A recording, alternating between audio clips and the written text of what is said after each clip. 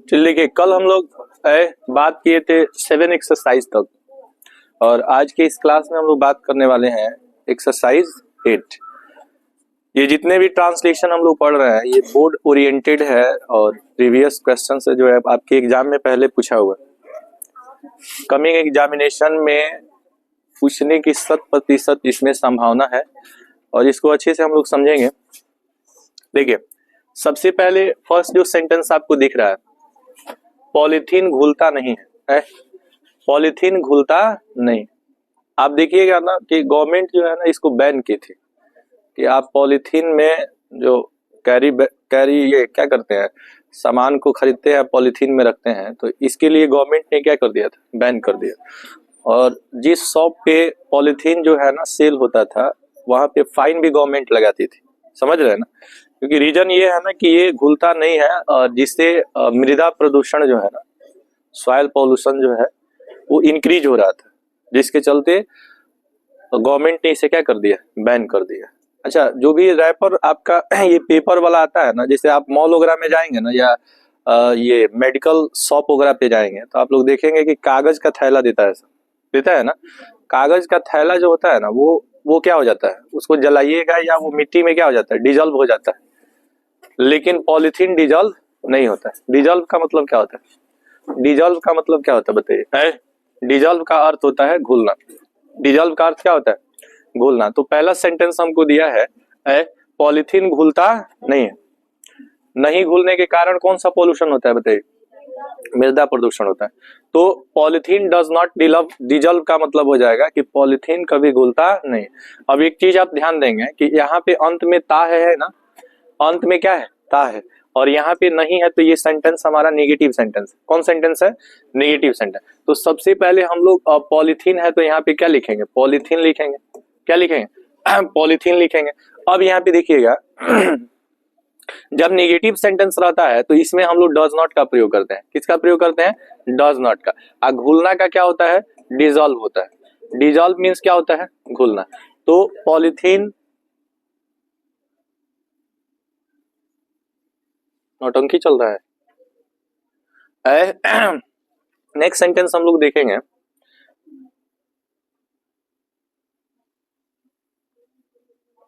देखिए अभी next sentence हम लोग देखेंगे कि जैसे दिया है, मैं तुम्हें सूचना देने आया हूं। ठीक है, तो जब किसी सेंटेंस के अंत में चुका है, चुकी है, चुके हैं, या आ है, ई है, ए है रहता है, तो बताइए उसे कौन सा टेंस कहते हैं, प्रेजेंट परफेक्ट टेंस। तो मैं का क्या होगा बताइए, आई होगा।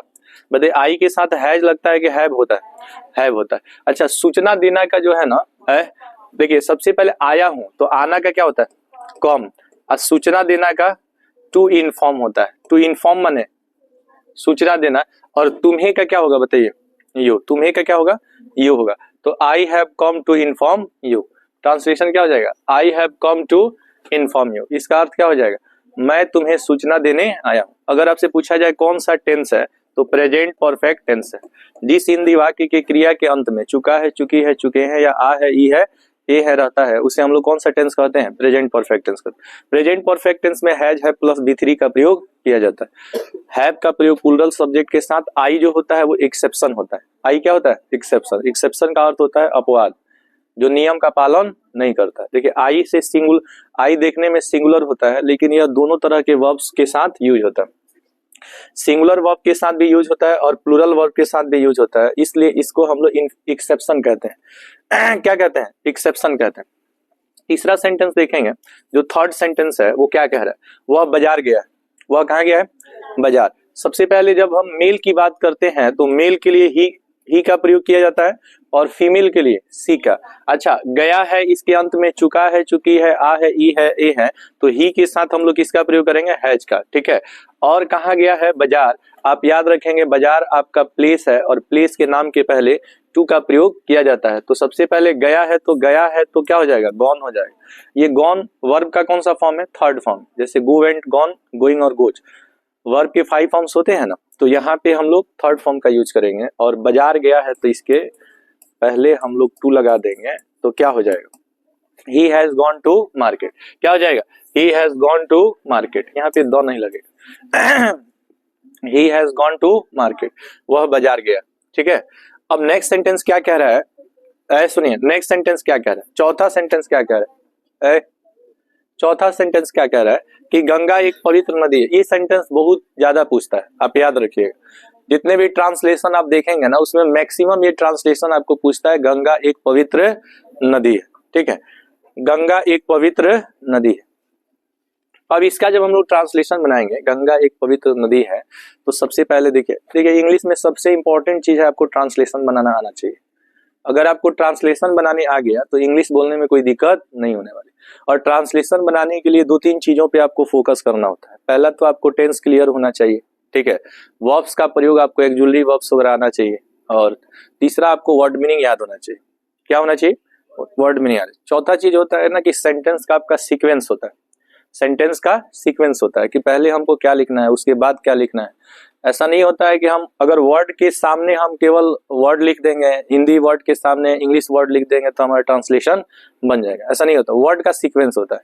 वर्ड का क्या होता है, सीक्वेंस। जैसे मान लीजिए हमने कहा कि गंगा एक पवित्र नदी है, तो क्या हम ऐसे लिख देंगे, गंगा है तो यहाँ पे हम लोग गंगा लिख देंगे।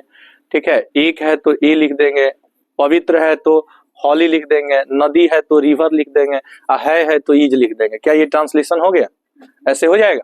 नहीं। सेंटेंस बनाने का एक सीक्वेंस होता है जिसमें आपको ये पता होना चाहिए कि सबसे पहले हम जिसके बारे में बात करते हैं उसको हम लोग सब्जेक्ट कहते हैं, और सबसे पहले हमें सब्जेक्ट लिखना होता है। सब्जेक्ट में भी आप जानते हैं कि नदियों के नाम के पहले डेफिनेट आर्टिकल का प्रयोग किया जाता है। तो गंगा एक पवित्र नदी है, इसमें गंगा क्या है, नदी का नाम है, और नदी के नाम के पहले द का प्रयोग किया जाता है। तो गंगा है तो यहाँ पे हम लोग क्या लिख देंगे, गंगा। अब यहाँ पे देखिए जब भी कोई ट्रांसलेशन बनाना होता है तो सबसे पहले हम लोग फर्स्ट वर्ड को लिखते हैं और उसके बाद लास्ट वर्ड को लिखते हैं। फर्स्ट और लास्ट, फर्स्ट और लास्ट को पहले लिख लेंगे और बीच में रहेगा उसको हम लोग सीक्वेंस के अकॉर्डिंग उसको लिख लेंगे। तो सबसे पहले गंगा है तो गंगा है तो क्या किसका प्रयोग करेंगे यहाँ पे, ईज का। अब यहाँ पे देखिएगा, यहाँ पे सबसे पहले एक के लिए हम लोग किसका प्रयोग करेंगे, ए। और यहाँ पवित्र का होता है हॉली। क्या होता है, हॉली। आप याद रखेंगे जो हॉली है, हमने आपको कई बार बताया कि एक होली होता है और एक हॉली होता है। तो होली जो है ये कलर ऑफ फेस्टिवल, ये रंगों का क्या होता है, त्योहार होता है। और ये हॉली जो है इसका अर्थ पवित्र होता है। इसका एक और जो है सिनोनिम्स होता है सेक्रेड। क्या होता है, सेक्रेड।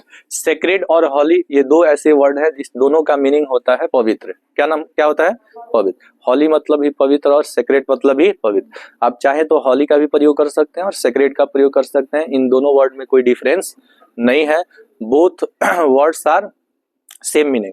इन दोनों वर्ड्स का जो मीनिंग होता है वो क्या होता है, सेम होता है। सेक्रेड कहिए या हॉली कहिए। तो देखिए यहाँ पे हॉली हो जाएगा। आप बताइए नदी को क्या कहते हैं, रिवर। तो इसका ट्रांसलेशन क्या हो जाएगा, the Ganga is a holy river. इसका ट्रांसलेशन हो जाएगा कि गंगा एक पवित्र नदी है। यहाँ पे देखिए द नहीं लगाया है ना, तो सेंटेंस गलत हो जाएगा। बात समझ में आया, केवल लिख देंगे Ganga is a holy river तो गलत हो जाएगा। इसमें क्या लगेगा, द लगेगा। बात समझ में आ रहा है। तो यहाँ पे लिखेंगे the Ganga is a holy river.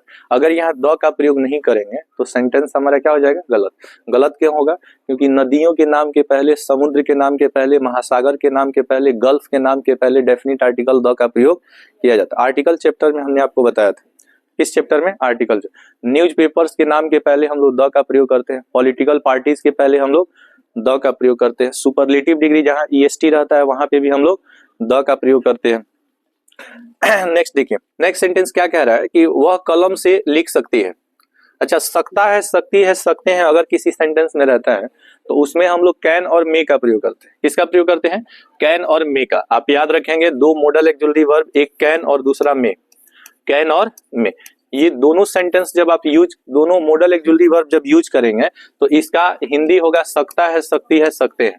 किस पे होगा, सकता है, सकती है, सकते हैं। लेकिन याद रखिएगा कैन का प्रयोग सामर्थ्य को दर्शाने के लिए किया जाता है। जिस काम को आप करने में सक्षम होंगे वहां क्या लगेगा, कैन। और जिस काम को करने में क्या होगी, सस्पेंशन होगी। सस्पेंशन की मतलब कि दुविधा होगा कि आप कर भी सकते हैं और नहीं भी कर सकते हैं। तो जो पॉसिबिलिटी को दर्शाएगा, पॉसिबिलिटी का मतलब संभावना। जब हम संभावना की बात करते हैं तो वहां मे का प्रयोग किया जाता है। संभावना की बात करेंगे तो किसका प्रयोग करेंगे, मे का। लेकिन जब कोई चीज सर्टेन है, सर्टेनिटी को दर्शाए, तो सर्टेनिटी का मतलब जो काम आप निश्चित रूप से कर सकते हैं। तो जो काम आप निश्चित रूप से कर सकते हैं उसमें किसका प्रयोग करेंगे? कैन का। जैसे आप बताइए, अगर आप कहते हैं कि शायद वर्षा हो सकती है, तो शायद वर्षा हो सकती है, यहाँ वर्षा होने की क्या है? संभावना। संभावना को दर्शाने के लिए किसका प्रयोग किया जाता है? मे का। बात समझ में आ रहा है? संभावना को दर्शाने के लिए मे का। शायद वे लोग कल आ सकते हैं, यहाँ पे क्या है? संभावना। तो संभावना में क्या लगता है? मे। लेकिन जो काम आप कर सकते हैं और करने में क्या है? समर्थ है, वहां आप कैन का प्रयोग करते हैं। बताइए 6 नंबर जो सेंटेंस है, वह कलम से लिख सकती है, ही होगा कि सी होगा? जी सी होगा, क्योंकि यहाँ फीमेल की बात कर रहे हैं तो सी होगा। कलम से लिख सकती है अर्थात कलम से लिखने में क्या है? समर्थ है। जहां पे समर्थ की बात करते हैं, समर्थ का मतलब एबिलिटी की बात करते हैं, जहां पे हम कैपेसिटी की बात करते हैं, क्षमता की बात करते हैं, जहां पे हम पावर की बात करते हैं, एनर्जी की बात करते हैं, शक्ति और ऊर्जा की बात करते हैं, तो वैसे सेंटेंसेस में हम किसका प्रयोग करेंगे? कैन का। तो बताइए सी के साथ क्या होगा? कैन। अच्छा बताइए लिखना का क्या होगा? राइट होगा ना। लिखना का क्या होगा? राइट होगा। कलम से है तो सी के लिए हम लोग यहाँ विद का प्रयोग करेंगे, with a pen, with a pen. अच्छा इसको विद पढ़ेंगे कि विथ पढ़ेंगे? आप याद रखेंगे इसको विद पढ़ेंगे और इसमें आउट लगाएंगे तो ये विदाउट हो जाएगा। तो क्या आप इसको विथआउट पढ़ सकते हैं? विथआउट नहीं होता है, विदाउट होता है। ठीक है, विदाउट होता है। विद प्लस आउट क्या होता है? विदाउट। ठीक है, इसको डबल प्रीपोजिशन कहते हैं और इसको सिंगल प्रीपोजिशन कहते हैं। डबल प्रीपोजिशन और सिंगल प्रीपोजिशन। विद और विदाउट आपका क्या है? प्रीपोजिशन है। विद और विदाउट क्या है? प्रीपोजिशन है। आपको हम प्रीपोजिशन के बारे में बताए थे कि preposition is the combination of two words, pre and position। pre means prefix and position means place।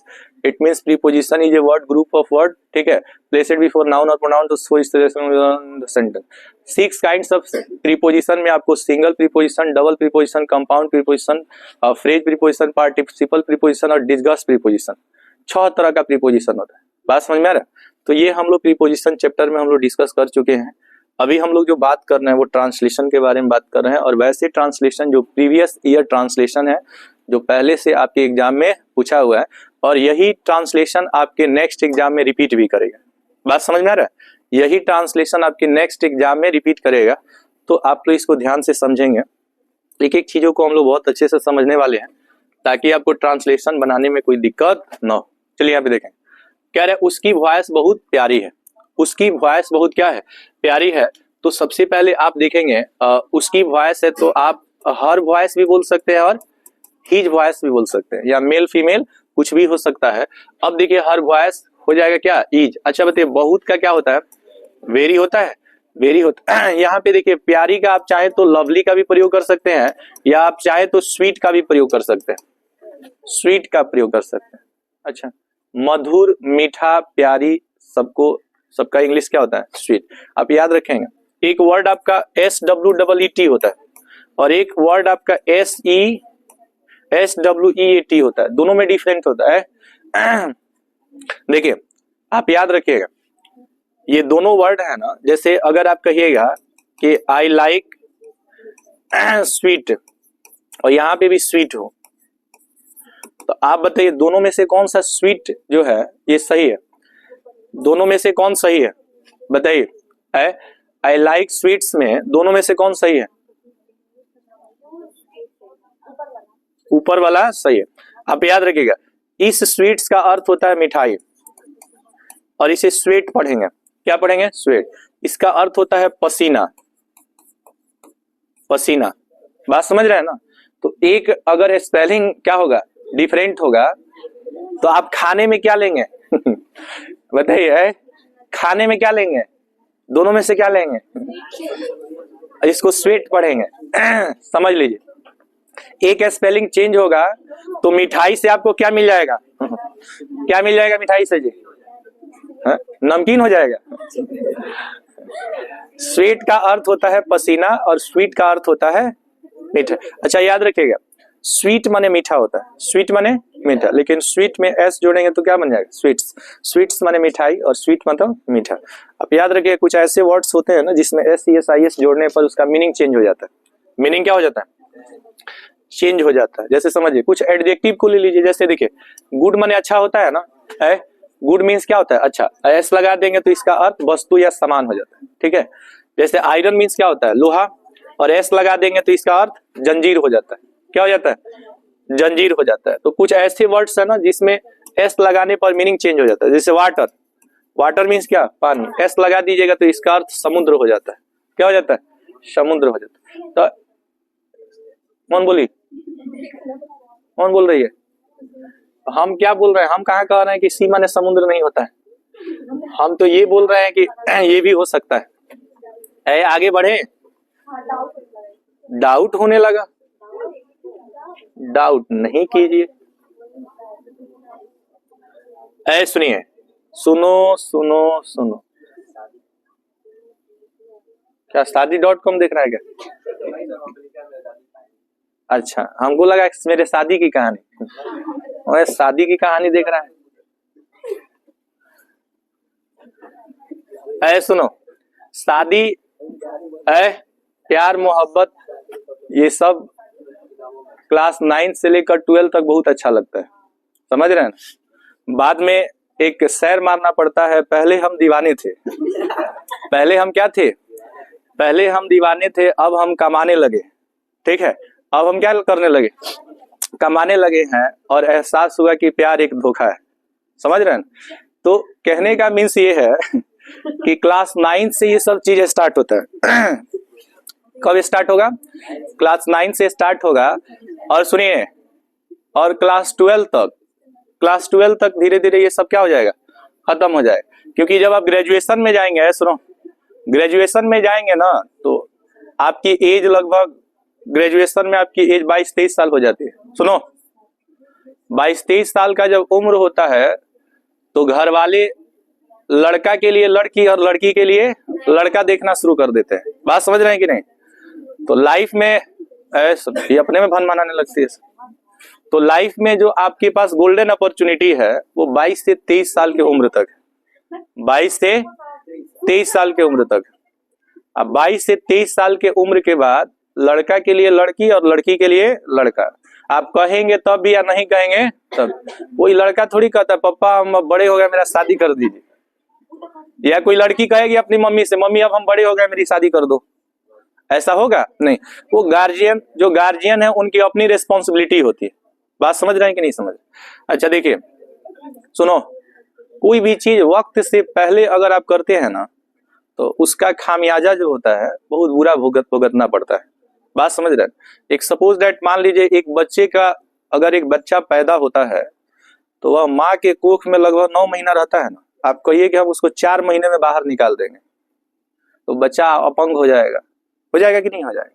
आप समय से पहले कोई भी काम कर रहे हैं, प्यार मोहब्बत ये सब धोखा चीजें हैं। अगर आप समय से पहले कर रहे हैं, सेम वही कैटेगरी में आ गया कि अगर बच्चे का मान लीजिए कि जन्म 9 महीने के बाद होने वाला है और आप उसको कहिए हम 4 महीने में भी उसको बाहर कर देंगे माँ के शरीर से, आपको लगता है वो बच्चा जी पाएगा, जिएगा, उसका सर्वांगीण विकास हो पाएगा? तो इन सब चीजों से जितना आप दूर रहिएगा उतना ही बेहतर है। लेकिन याद रखिएगा, किसी पियक्कड़ को आप कह दीजिए ना कि आप दारू पीना छोड़ दीजिए, उसको लगेगा सबसे बड़ा दुश्मन मेरा यही है। इसलिए पियक्कड़ को कहना ना और पियो बहुत अच्छा चीज है, समझ रहे हैं ना। क्योंकि जो आप कहेंगे, जो काम व्यक्ति कह रहा है उसको छोड़ने के लिए, तो जो कह रहा है उसको आदमी छोड़ देगा, लेकिन जो कर रहा है उसको आदमी कभी नहीं छोड़ सकता है। जो कर रहा है वो कभी छोड़ेगा जी? तो जो दारू पिए और कहे और पियो, उसी में डूब जाओ और डूब के मर जाओ। समझ रहे हैं कि नहीं? क्योंकि समझाने वाला पागल होता है। बात समझ रहे हैं कि नहीं? समझाने वाला पागल होता है। चलिए यहाँ पे देखिए, हम उन्हें एकटक देख रहे थे। देखिए सुनो, देखो आज के समय में एक दो शब्द है, सुनिए, दो शब्द है टोटल गेम है। देखिए दो शब्द है, एक है शिक्षक, एक क्या है शिक्षक, और एक है गुरु। शिक्षक और गुरु। शिक्षक प्रीपेड सर्विस होता है। क्या होता है? Prepaid service. बात समझ रहे हैं ना। लेकिन गुरु प्रीपेड सर्विस नहीं होता है। इस दोनों में आप याद रखिएगा। शिक्षक का मतलब कि आप यहाँ आए, फी जमा किए और बाहर जाके आप शराब पीजिए, चाहे जा करके कुछ कीजिए, टीचर को कोई मतलब नहीं। गुरु वह होता है जो आपके हर एक चीजों को नोटिस करता है, आपको डांटता है, बोलता है, समझाता है, समझ रहे हैं ना कि ये सही है और ये गलत है। तो लड़कों को लगता है ना सर हमको टारगेट कर लिए। जब आप किसी को बोलना शुरू कीजिएगा ना तो लगेगा सर हमको क्या कर लिए। अरे भैया हम काहे किसी को टारगेट करेंगे जी, किसी को टारगेट हम क्यों करेंगे बताइए। तो यहाँ पे चलिए हम लोग समझते हैं नेक्स्ट ट्रांसलेशन के बारे में। हम उन्हें एकटक देख रहे थे, ठीक है। अब देखना का कई इंग्लिश होता है, सुनिए जो देखना वर्ड है अरे बाबू, जो देखना वर्ड है ना इसका कई इंग्लिश होता है, ठीक है। इसका जो इंग्लिश होता है क्या क्या होता है, देखना का इंग्लिश क्या क्या होता है। चलिए देखिए देखना का इंग्लिश क्या होता है। देखें सबसे पहले सुनिए बाबू, जब हम किसी चीज को सामान्य रूप से देखते हैं तो वहां किसका प्रयोग करते हैं, सी का। सामान्य रूप से किसी चीज को देखना, सामान्य रूप से। जैसे आप कहते हैं ना कि हम लोग आंख से देखते हैं, हम लोग आंख से देखते हैं, तो we see with our eyes. We see with our eyes का मतलब होगा हम लोग सामान्य रूप से देखते हैं, ठीक है। अब आप याद रखिएगा कि जब किसी चीज को बहुत गौर से देखा जाता है ना, गौर से या ध्यान से, गैर हो गया, गौर हो गया, तो जब गौर से देखते हैं या ध्यान से देखते हैं तो इसका इंग्लिश क्या हो जाता है बताइए, क्या हो जाता है, वाच हो जाता है। वाच का मतलब होता है गौर से देखना या ध्यान से देखना। कभी कभी चीजों को हम लोग एकटक होकर के देखते हैं, कभी हम चीजों को एकटक होकर देखते हैं। एकटक का मतलब क्या होता है, एकटक होकर देखना, मन देखते रहते हैं, जैसे खाते रहते हैं, एकटक होकर देखना। तो एकटक होकर देखना जो है ना, इसके लिए हम लोग किसका प्रयोग करते हैं, स्टेयरिंग का प्रयोग करते हैं। अच्छा, क्लास में बहुत सारे बच्चे पढ़ रहे होते हैं और उसमें किसी एक बच्चे के क्रियाकलाप को देखना कि कौन पढ़ रहा है और कौन खेल रहा है, तो उसको हम लोग नोटिस कहते हैं। और नोटिस का भी अर्थ होता है देखना, लेकिन बहुत सारे किसी के एक्टिविटी को देखना जो है ना, कौन क्या कर रहा है, उस चीज को हम लोग क्या बोलते हैं, नोटिस बोलते हैं। इसके बाद जो होता है ना, एक ओगल होता है और एक ग्लेयर होता है। ओगल और ग्लेयर, ओगल और क्या, ग्लेयर। ये जितने भी वर्ड्स देख रहे हैं ना, इनको एप्लीकेशन ऑफ वर्ड्स के नाम से जाना जाता है और इसको कंपटीशन वगैरह में पढ़ाया जाता है। बात समझ रहे हैं ना, क्या लुक, हाँ लुक भी आएगा, अभी तो देखते जाओ ना क्या क्या आएगा। आप लोग इतना जानते थे, ये सब देखे थे, तो देखते जाइए। लुक तो सामान्य वर्ड है, समझ रहे हैं कि नहीं, आप समझिए बाबा। ओगल और ग्लेयर में क्या अंतर होता है, एक बहुत प्यार से देखना, बहुत प्यार से देखना, माने देखते रह जाना, देखते रह जाना, जो फिल्मों में होता है, समझ रहे हैं कि नहीं, फिल्मों में होता है। और एक होता है जब कोई व्यक्ति आपको आग बबूला होकर देखता है, लाल पीला होकर देखना, लाल पीला होकर देखना। जब किसी व्यक्ति को आप गुस्से में देखते हैं, अरे बाबू किसमें, गुस्से में, जब किसी व्यक्ति को आप गुस्से में देखते हैं तो आप वहां पे ग्लेयर वर्ड का यूज करते हैं। किसका, ग्लेयर। जैसे आप होमवर्क नहीं बनाते हैं, टीचर कोई होमवर्क दिए कि कल एट एनी हाउ आपको बना कर लाना, आपने नहीं बनाया। या कुछ ऐसे बच्चे होते हैं जो आते हैं पढ़ने और चले जाते हैं सिनेमा हॉल में पढ़ने, समझ रहे हैं ना, तो सिनेमा हॉल में पढ़ करके निकलते समय अगर उसके पिताजी उसे देखते हैं तो उस चीज को चप्पल निकाल कर देखते हैं। तो इसको लिख दें क्या ब्रैकेट में, चप्पल निकाल कर देखना है। चलिए, लाल पीला का मतलब वही हो गया, गुस्से में देखना है। एक देखिए, एक होता है ग्लिम्स, है ग्लिम्स। ये ग्लिम्स क्या होता है सुनिएगा, है ग्लिम्स का अर्थ होता है एक झलक देखना, एक झलक देखना है।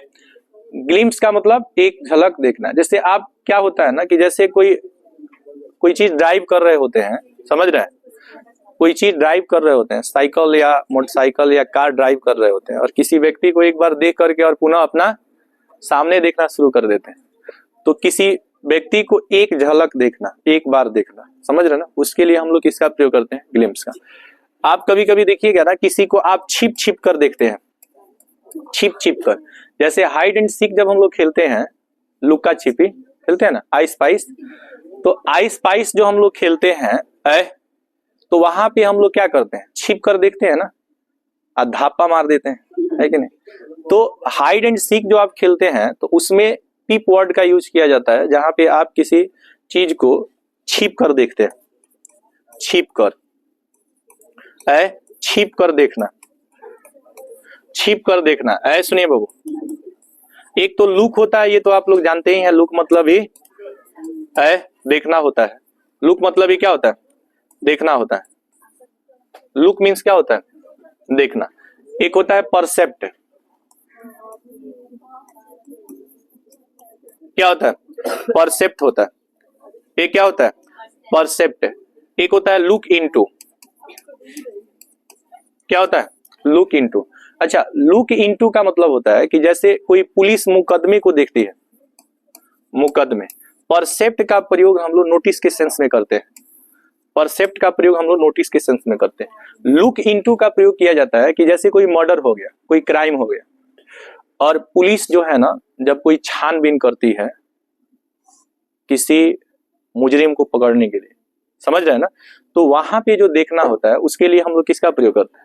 लुक इनटू का प्रयोग करते हैं। किसका प्रयोग करते हैं? लुक इनटू का प्रयोग करते हैं। स्टेयर, ग्लेयर, ग्लिम्स, ठीक है, ये सारे वर्ड्स का मीनिंग क्या होता है? देखना होता है। जब किसी चीज को बहुत प्यार से देखेंगे तो ओगल, अब बहुत नफरत से देखेंगे तो ग्लेयर, एकटक देखेंगे तो स्टेरिंग। स्टेरिंग मतलब एकटक देखना। इसी को घूरना कहा जाता है, आंखें फाड़ फाड़ करके देखना। जैसे आप गुस्से में किसी को बोलते हैं कि आदमी नहीं देखे हैं क्या? नहीं होता है, आदमी नहीं देखे हैं क्या? कोई माने नहीं होता है कि व्यक्ति लगता है कि पहली बार बिहार में आया हुआ है, समझ रहे हैं कि नहीं? तो ये वर्ड आपको समझ में आया? कितना वर्ड हो गया जी? 1 2 3 4 5 6 7 8 9, ठीक है, 10 और कितना? 11। 11 जो वर्ड है, इसका अर्थ क्या होता है? देखना होता है। See, watch, stare, notice, ogle, glare, glimpse, peep, percept, look into. एक होता है लुक आफ्टर। क्या होता है? Look after. लुक आफ्टर क्या होता है कि जैसे कोई आपकी परवरिश करता है, क्या करता है?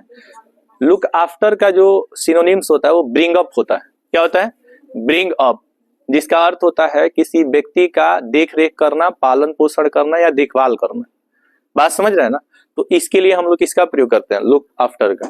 कोई व्यक्ति अगर आपकी हर एक चीज के, हर एक नीड्स को देखता है, आपकी आवश्यकता को देखता है, ठीक है, तो वहां पे लुक आफ्टर का प्रयोग किया जाता है। जैसे हमारे जो पेरेंट्स होते हैं, वो न तो हमें सी करते हैं, न लुक करते हैं, न ग्लेयर करते हैं, न ग्लिम करते हैं, वो क्या करते हैं? हमारी लुक आफ्टर करते हैं। लुक आफ्टर का मतलब क्या करते हैं? देखभाल करते हैं, कि मतलब हमें किस चीज की क्या है? आवश्यकता है, तो हमारी आवश्यकताओं की पूर्ति का देख रेख करना जो होता है, उसके लिए हम लोग लुक आफ्टर का प्रयोग करते हैं। तो टोटल ये 12 वर्ड्स होते हैं। कितने कितने? 12 वर्ड्स होते हैं, जिसका अर्थ क्या होता है? देखना होता है। बात समझ में आ रहा है कि नहीं? तो अब हम लोग चलते हैं ट्रांसलेशन की तरफ। इसको आप लोग नोट करना चाहेंगे? बोलिए। वीडियो है? अच्छा, फोन सबके पास है ना? नहीं होगा तो हम एक गिफ्ट कर देंगे। हमारे पास तो खुद नहीं है, तो हम क्या गिफ्ट करेंगे भैया जी। सुनिए, ओके, एकटक देखना, एकटक देखना, सुनिए, एकटक देखना है ना, तो यहाँ पे देखिएगा क्या हो जाएगा। सबसे पहले हम क्या बताइए? वी। ये जो रहा था, रही थी, रहे थे जब रहता है, तो इस सेंटेंस को हम लोग कौन सा टेंस कहेंगे? Past continuous tense. Past continuous tense में वाज और किसका प्रयोग किया जाता है? वी के साथ वेयर। एकटक होकर के देखना का स्टेयरिंग होता है। क्या हो रहा है? स्टेयरिंग। We were staring. अच्छा, क्या सीटिंग का? ये सीटिंग क्यों दे दिया भैया? बैठ के देख रहा होगा। वी वेयर स्टेरिंग, अब उन्हें है तो हिम का भी प्रयोग कर सकते हैं। स्टेरिंग एट प्रीपोजिशन एक लगता है जी, स्टेरिंग एट हर या हिम, एक प्रीपोजिशन लगाएंगे की तरफ देखना है, जैसे वह मेरे तरफ देख रहा है तो ही देख रहा है तो he is looking at me हो जाएगा।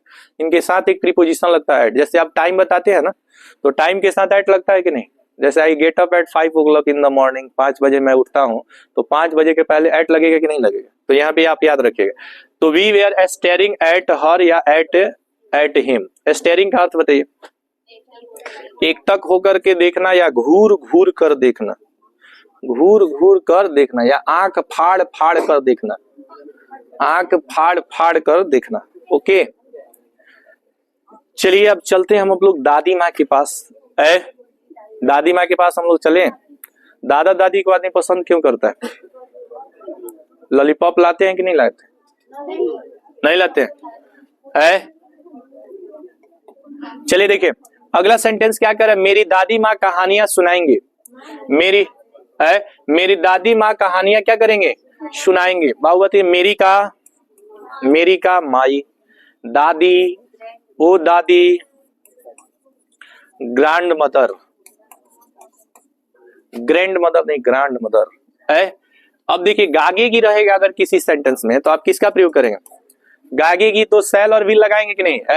गागेगी रहेगा तो सेल विल लगाएंगे। आपको बताए थे विल का प्रयोग सेकंड और थर्ड पर्सन के साथ और सेल का प्रयोग फर्स्ट पर्सन के साथ। अच्छा बाबू सुनिए, सुनाना का होता है टेल, टेल मतलब सुनाना है, और कहानी है कि कहानियां हैं, तो कहानी का स्टोरी होता है। कहानी का क्या होता है? स्टोरी। स्टोरी में क्या होता है, इसमें नियम होता है कि there are some nouns which end by Y, there are some nouns which end by Y, then we supply IES in the place of Y for changing singular noun to plural noun. Plural noun में हम लोग क्या जोड़ेंगे जी? IES। और singular noun में क्या रहेगा भाई? अच्छा सबसे ज्यादा आपको जो पूछता है ना वो फैमिली पूछता है एग्जाम में। एग्जाम में फैमिली और आर्मी, आप याद रखिएगा ये दो वर्ड सबसे ज्यादा पूछता है, फैमिली और आर्मी। कहेगा इसका प्लूरल नाउन क्या होगा, तो फैमिली का प्लूरल नाउन बताइए। फैमिलीज होगा और आर्मी का आर्मी। अच्छा एक और चीज पूछता है, हीरो और कमांडो। हीरो और क्या? कमांडो। इस दोनों का प्लूरल पूछेगा, बताइए।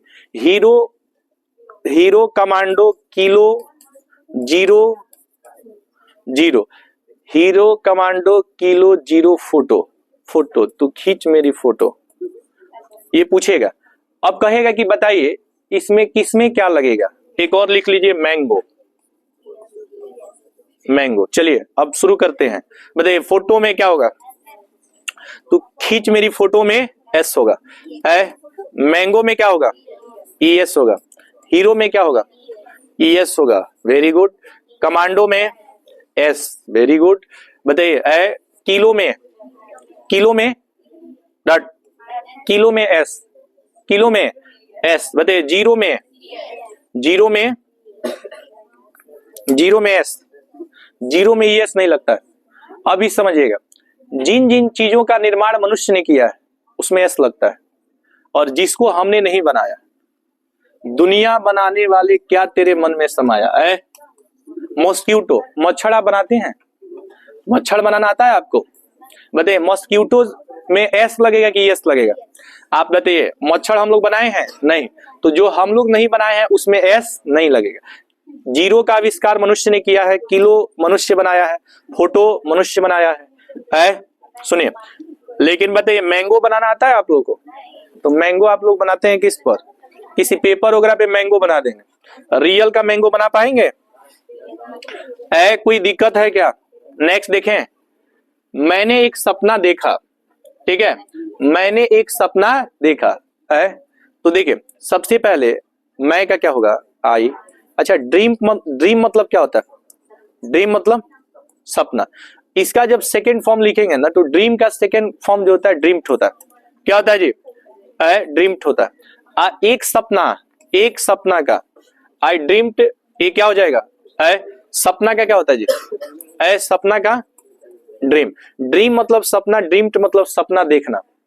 सपना और सपना देखना। ड्रीम्ड मतलब क्या होता है? सपना देखना, और ड्रीम मतलब सपना। ये आपका नाउन है बाबू, ये नाउन है और ये वर्ब है। नाउन है और क्या है, वर्ब। आप याद रखिएगा, वर्ब और नाउन में डिफरेंस होता है। वर्ब काम को दर्शाता है, नाउन नाम को दर्शाता है, ठीक है।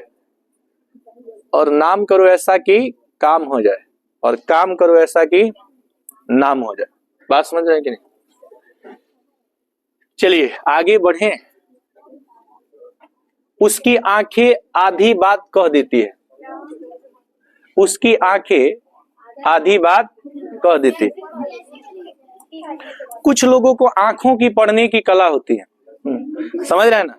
तो उसकी आंखें हैं, तो उसकी है तो हर आंखों का, आईज, देखना का, देखना का कितना वर्ड, 12। हर आईज कह देती है, कह देती है। तो कहना का या व्यक्त करना का जो इंग्लिश होता है वो एक्सप्रेस होता है। क्या होता है बाबू? एक्सप्रेस माने क्या होता है? कहना या व्यक्त करना। तो हर आई एक्सप्रेस। और आधी बात को इंग्लिश में कहेंगे हाफ ऑफ द मैटर। आधी का क्या होता है? Half of the, half of the matter माने क्या होता है जी? ठीक है, मैटर का कई मीनिंग होता है। एक मैटर का अर्थ तो बात होता है भैया जी, एक पदार्थ और द्रव्य होता है। पदार्थ और क्या होता है? आप केमिस्ट्री में देखेंगे ना, तो पदार्थ को ही द्रव्य कहा जाता है। पदार्थ को ही द्रव्य कहा जाता है। इंग्लिश में मैटर या सब्सटेंस बोलते हैं। मैटर या क्या बोलते हैं? लेकिन याद रखिएगा, सब्सटेंस माने बात नहीं होता है। सब्सटेंस माने बात नहीं होता है। सब्सटेंस मतलब होता है पदार्थ या द्रव्य। अब दो चीजें हैं, एक द्रव्य है और एक द्रव है। एक क्या है? द्रव। द्रव्य और द्रव, इन ये दोनों शब्द एक समान नहीं है, ये दोनों शब्द अलग अलग है। दोनों शब्द क्या है? अच्छा, द्रव जो है आपका लिक्विड है, और द्रव्य जो है मैटर है। क्या है? मैटर। दुनिया की वे सभी वस्तुएं जिसे हम देख सकते हैं, छू सकते हैं, जिसमें कुछ ना कुछ द्रव्यमान होता है, माने भार होता है, समझ रहे हैं कि नहीं, और जिसका कुछ ना कुछ आयतन होता है। क्या होता है? आयतन। उसी को हम लोग क्या कहते हैं? द्रव्य कहते हैं। कुछ चीजें ऐसा है जो द्रव्य नहीं है, जैसे उष्मा। उष्मा द्रव्य नहीं, क्योंकि उष्मा में कोई भार नहीं होता है और ये स्थान नहीं छेदती। जैसे प्रकाश, जो प्रकाश वर्ड है ना, ये भी आपका जो है द्रव्य नहीं है। क्या बताइए, ये जो लाइट है, इसको हम ऑन करें चाहे बंद करें, इससे क्या किसी अन्य वस्तु पे उसके द्रव्यमान में कोई अंतर आएगा? माने लाइट ऑन करके किसी चीज को तौलेंगे तो अलग हो जाएगा, अब बंद कर देंगे तो अलग हो जाएगा? नहीं। तो रोशनी जो होता है, प्रकाश जो होता है, ये इसमें कोई द्रव्यमान नहीं होता है, इसलिए इसको हम लोग पदार्थ नहीं कर सकते हैं। हालांकि ये भी आपका संज्ञा है। क्या है? संज्ञा है। रोशनी प्रकाश संज्ञा है कि नहीं है? सुनिए, तो द्रव्य क्या होता है? जैसे आपका वाटर क्या है? द्रव्य है। वाटर क्या है? द्रव्य है। ऑयल क्या है? द्रव्य है। मिल्क क्या है? मिल्क क्या है? द्रव है ना। आप याद रखिएगा, प्रत्येक द्रव जो होता है एक द्रव्य होता है। प्रत्येक द्रव एक क्या होता है? द्रव्य होता है, लेकिन प्रत्येक द्रव्य एक द्रव नहीं होता। ईंट जो है ना, ईंट जो है यह एक द्रव्य है, लेकिन क्या यह एक द्रव है? क्योंकि आप जानते हैं कि जो ईंट होता है यह आपका ठोस अवस्था में होता है। किस अवस्था में होता है? और पदार्थ की 5 अवस्थाएं होती हैं। कितने? बोस आइंस्टीन कंडेंसेट होता है ना, बोस आइंस्टीन कंडेंसेट। तो आप लोग केमिस्ट्री वगैरह में ये सब पढ़े होंगे। पदार्थ की 5 अवस्थाएं, ठोस, द्रव, गैस, प्लाज्मा और बीईसी, बोस आइंस्टीन कंडेंसेट होता है ना। तो ईंट क्या है आपका? ईंट क्या है? ठोस है, लेकिन क्या यह द्रव है? तो आप याद रखिएगा, प्रत्येक द्रव एक द्रव्य होता है, लेकिन प्रत्येक द्रव्य एक द्रव नहीं होता है। अच्छा, आप एक बात बताइए, अगर आप हाइड्रोजन को ले ले, हाइड्रोजन, तो हाइड्रोजन एक द्रव्य है, लेकिन क्या एक द्रव है? हाइड्रोजन किस अवस्था में होता है? गैस की अवस्था में होता है। ऑक्सीजन किस अवस्था में होता है? Gas. Nitrogen gas, sulphur gas, carbon dioxide gas, ये सब गैसीय स्टेट में होता है। बात समझ में आ रहा है कि नहीं? है बाबू। देखिए आगे बढ़े। पटना एक पुराना शहर है। पटना एक